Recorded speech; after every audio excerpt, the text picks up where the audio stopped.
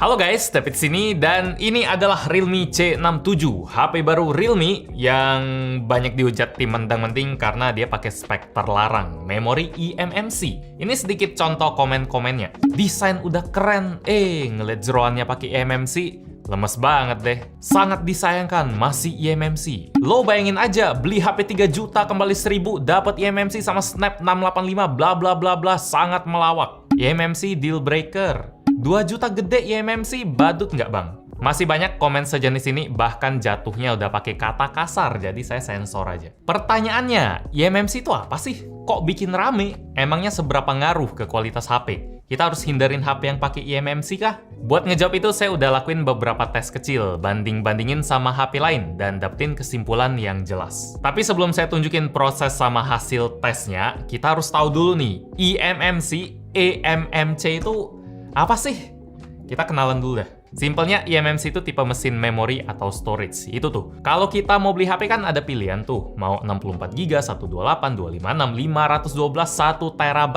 Itu kapasitas memori. Bisa muat data seberapa banyak. Nah, mesin memori kayak eMMC ngaruhnya ke seberapa cepat dia bisa ngemuat, keluar masukin, ngeloading data-data tadi. Ibarat gudang paket deh, DC cakung. 64GB, 128GB, 1 TB, itu seberapa gede gudangnya. eMMC itu seberapa cepat proses bongkar muat, sortir, ngeloading isi gudangnya. Kalau proses dalam gudangnya lambat, prosesor atau kurir mau sebalap apa juga nyangkut, nggak boleh jalan, nggak bisa lanjut, harus nunggu. Jadi kalau kita masuk ke aplikasi di HP dan loadingnya lama, kemungkinan ada dua, antara aplikasinya yang super gede jadi butuh waktu, atau memorinya yang emang lambat. Nah, eMMC adalah tipe memori HP yang paling lambat di HP, makanya lumayan bikin ribut sih, HP 3 juta kurang 1000 kok memorinya lelet. Kenapa nggak pakai tipe UFS yang lebih kenceng? HP jutaan lain kebanyakan pakai UFS loh. Misalnya kayak Redmi Note 12, HP 6 bulan lalu yang harganya 2,5 juta. Udah pakai UFS 2.2. ZTE A72,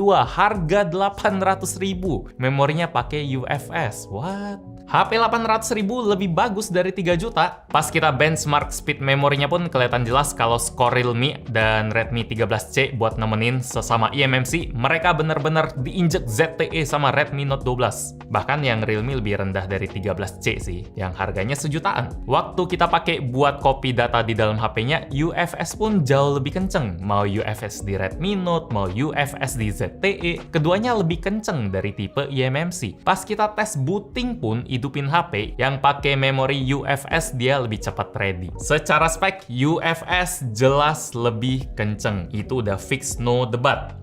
Oke, video selesai. Realme jelek, mending ZTE. Tunggu dulu. Hasil yang aneh mulai muncul pas saya masuk ke tes pemakaian nyata. Pemakaian sehari-hari kayak loading aplikasi, kayak gaming. Hasilnya beda sama benchmark tadi ya. Misalnya buat loading MLBB, Note 12 yang pakai UFS emang paling cepat, 21 detik doang. Tapi Realme sama Redmi 13C cuma ketinggalan 2-3 detik doang. Enggak 2-3 kali lipat lebih lama. Malahan ZTE yang paling lambat. Buat loading PUBG M, Redmi Note sama Realme malah nggak jauh beda, ninggalin ZTE dan Redmi 13C. Ini tekstur packnya udah yang berat punya ya, saya pakai yang HD. Sementara buat loading Genshin, game yang datanya bisa 20-30 GB, lagi-lagi Note 12 yang paling cepat di 37 detik, disusul oleh Realme 2 detik kemudian. Yang paling lambat lagi-lagi ZTE di 53 detik. Saya juga dapetin hasil yang sama pas transfer data 3 GB dari laptop ke HP. Note 12 dan Realme butuh waktu identik loh, barengan, bisa sama. 2 menit 43 detik, ninggalin ZTE dan Redmi 13C yang butuh 3 menitan. Hasil yang lumayan bikin garuk kepala sih, nggak sesuai benchmark. Ada yang salah atau apakah?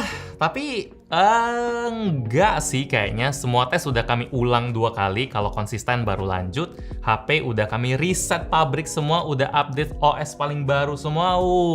Itu bang, tesnya penuhin memorinya dong. Jangan kayak tes HP baru lah. Memorinya harus dipenuhin biar sortirnya itu lebih kompleks, biar pemakaian lebih kerasa jangka panjang. Ya itu juga udah saya pikirin sih. Masing-masing HP udah saya isi sampai 90% lebih. Lumayan nyata lah ya. Saya nggak isi sampai 99% soalnya 128GB, 200GB-an itu agak jarang, mepet banget, bikin hidup ribet juga. Tiap mau download apa harus hapus sesuatu. Kalau HP Anda udah keisi 99%, beres-beresin dikit lah, atau backup. Nggak mungkin 128GB penting dan kepake semua kan. Dan ngomong-ngomong soal download, ada satu info menarik dari teknologi eMMC ya. Ini dari komen di video unboxing kemarin dari Adrian Natawijaya. Sebenarnya eMMC itu didesain buat device kayak kamera digital atau MP3 player bang. Sifatnya half duplex, alias nggak bisa baca dan tulis bersamaan. Yang artinya, eMMC itu prosesnya satu arah. Nggak bagus buat masukin data ke HP kayak download aplikasi, download update sambil baca. Atau buka sambil lihat isi memori.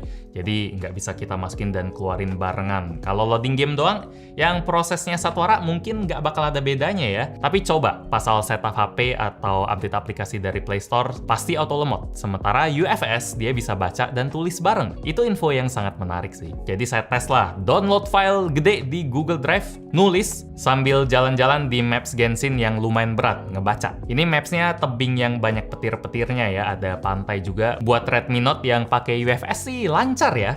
Kalau Realme yang pakai eMMC, ternyata di mata saya sama aja sih. Settingannya sama, FPS-nya juga kelihatan sama karena prosesor dan RAM-nya sama. Ternyata lumayan mirip ya. Di mata saya kelihatan sama aja. Settingannya sama, FPS-nya juga kelihatan sama karena prosesor dan RAM-nya sama. Yang paling lag justru ZTE, karena faktanya RAM ZTE cuma 3GB saja dan prosesornya nggak cocok buat ngangkat game berat. Buat pindah-pindah map, speed-nya juga sama sekali nggak ada bedanya antara Redmi Note sama Realme. ZTE yang RAM-nya paling kecil, tetap yang paling lambat. Saya juga ada tes install Honkai Impact 3 yang ukurannya 700MB lebih sambil loading Genshin. Jadi tulis dan baca. Hasilnya Redmi Note yang paling kenceng di 1 menit 20 detik. Disusul oleh lagi-lagi Realme di 1 menit 32 detik. Bedanya 12 detik. Apakah itu kerasa lambat atau enggak? Itu tergantung masing-masing orang ya. Yang paling lambat ya lagi-lagi ZTE di 2 menit 15 detik. Bedanya bisa hampir 2 kali. Kesimpulannya apa nih? Sekali lagi ya UFS tetap yang terbaik ya. Di semua kasus Redmi Note 12 dia selalu nomor 1. Tapi lewat tes ini saya dan mungkin juga Anda diingetin lagi kalau kualitas HP itu dipengaruhin banyak faktor. Nggak cuma lihat memori doang, masih banyak spek lain yang saling dorong atau ngeberatin. Misalnya di ZTE. Buat pemakaian harian ya dia tetap paling lambat karena RAM-nya cuma 3GB. Prosesornya juga kelas entry punya. Jangan lupain juga sistem OS di masing-masing HP. Xiaomi pakai MIUI yang banyak dihujat karena sistemnya berat.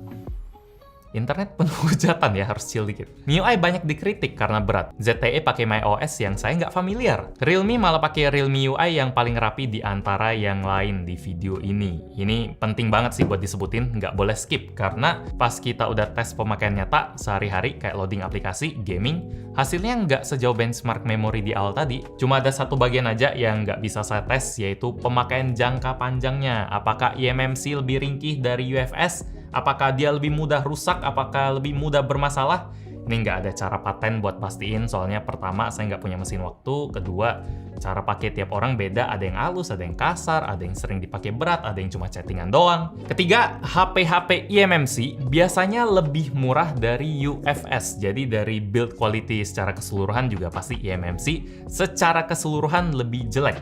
Jadi soal daya tahan juga pengaruhin sesuai sikon. Video ini pengen saya tutup pakai satu quotes soal DC Cakung yang viral karena banyak telatnya tadi ya, dari Al Hikmah. Kadang lucu ya orang itu, ongkir 10.000, kadang juga subsidi ongkir, tapi maunya ekspres 3-5 hari, barang harus terima tanpa lama, tanpa cacat, bla bla bla bla bla. Gajinya berapa sih tuh kurir? Tantangannya, fitnahnya nggak sebesar dan saya bawa nama eMMC. Yang terakhir saya edit sih. eMMC itu nggak salah, malah bagus. Bisa jadi solusi buat yang pengen memori gede di HP murah. Di zaman harga pada naik, ini justru kabar bagus sih. HP sejutaan sekarang bisa kasih memori 256GB loh. Tapi pakainya eMMC, contohnya kayak Redmi 13C. Kalau orang ditanya mau UFS 128GB atau eMMC 256GB, di harga yang sama pun pasti ada yang mikir dulu, apalagi eMMC lebih murah, karena ada plus minusnya. Tapi kalau ada yang nawarin UFS 128GB atau eMMC 128GB di harga yang sama, sisanya mirip,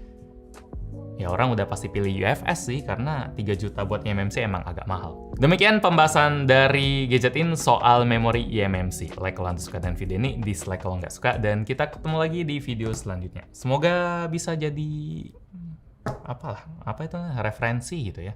Atau ada yang pengen najemin pakai eksperimen lain, silakan aja. Oke, yuk. Thank you.